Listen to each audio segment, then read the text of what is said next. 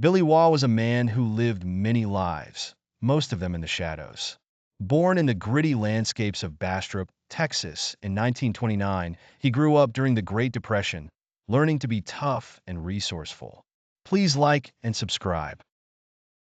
These qualities would serve him well later in life, when he joined the U.S. Army in 1948 and went on to become one of the most legendary figures in the world of covert operations. Waugh's career spanned over 5 decades, and he worked with both the U.S. Army Special Forces and the CIA. His exploits took him to the boiling jungles of Vietnam, the rugged mountains of Afghanistan, and the labyrinthine streets of numerous cities around the globe. Waugh was not a man driven by glory or patriotism alone. For him, the thrill of the hunt was a powerful motivator. One of his most extraordinary missions took place during the Vietnam War. While serving with the elite MACVSG, a covert team that conducted dangerous reconnaissance and direct action missions, Waugh found himself in the deepest jungles of Vietnam. Enemy fire was a constant companion, and every shadow could hide the lethal presence of the Viet Cong. Waugh seemed to thrive in these perilous conditions, his senses keenly attuned to the dangers around him.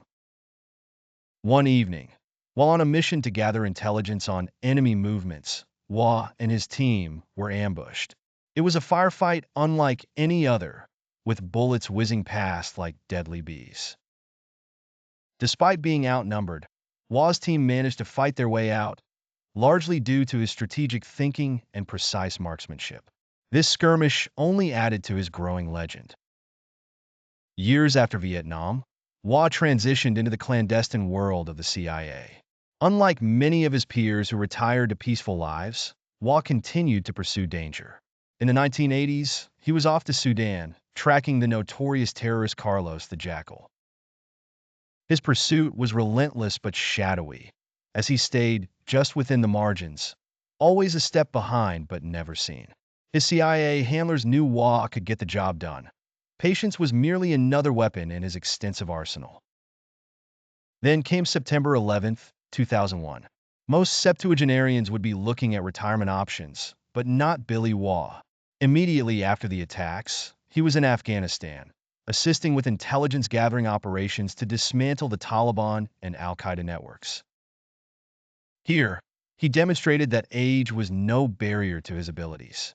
He navigated the complex socio-political landscape and treacherous terrains as effectively as agents half his age. In one of his more recent documented missions, Waugh was involved in the creation of a sophisticated surveillance network, which played a crucial role in locating and apprehending high-value targets. His ability to blend into different cultures and environments was nothing short of remarkable. Sometimes he'd be the inconspicuous vendor in a bustling market. Other times, he'd be a wandering scholar in a remote village.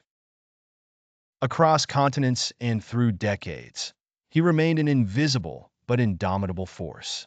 Billy Waugh's life was a testament to the boundless possibilities that arise when skill meets unrelenting willpower.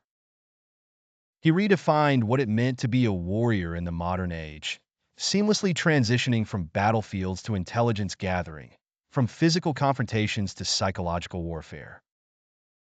His story serves as an inspiration and a challenge to all who believe that adventure and purpose are the monopolies of youth. Waugh is a living legend, a ghost in the machinery of modern espionage who exemplified the words, semper fidelis.